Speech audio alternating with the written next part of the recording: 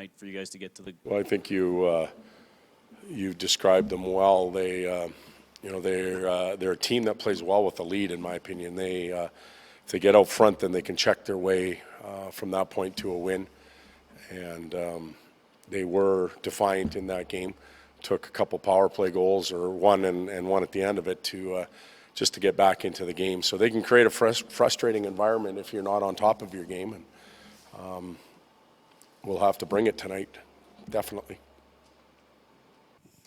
Todd, just getting contributions from the second and third and even the fourth line now, I guess, what does that do to maybe free up a little bit of your first line and teams can't pay as much attention to them as maybe? Well, a couple things happen there. One, it gives you a much better chance at success.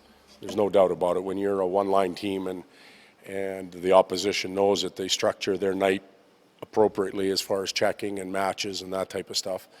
And two, you get an opportunity to cut back minutes on some of the guys that are counted on all the time. So instead of Connor playing 23, he's down to 18, 19 type thing. And that bodes well for that night and for future nights. Todd, in the grand scheme of all the different elements in your game, the penalty kill, at an important time of year, whether it's down the stretch or in the playoffs, where does that rank in terms of important aspects of your game, and where are you at with where it's at right now? It ranks near the top right now as far as priority. It has to get back to where it was before.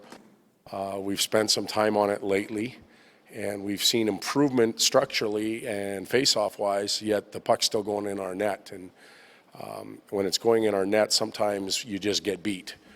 You're in the right position and things don't go your way.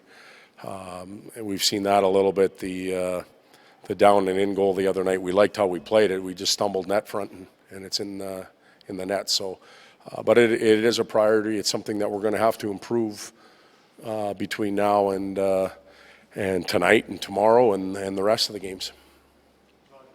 This marathon season always seems to end in sprint. It does. How much do you stress upon your players to keep the foot on the gas and not let them? Well, we've talked a little bit about it. We haven't we haven't put it up on the board and talked about standings or anything like that. Our group understands where we're at. Our group has experimented with taking their foot off the gas and didn't work. So we've learned those lessons. Can we continue to take the lesson and correct it and then apply it in the next game? That's yet to be seen, but it feels fast now. And what I mean by that is not necessarily the game, but the days and the prep time, and everything's coming at you quite quickly. And perhaps for our team, that's a good thing. We want to keep going here and try and build on these last couple of games. Just one about Milan Lucic and maybe the tone overall physically. Do you notice a big difference in how teams play against you physically this year and last year? Or maybe a better way how your team... Yeah, I was going to answer the question that way. I feel better. I feel like there's a better response from our group now.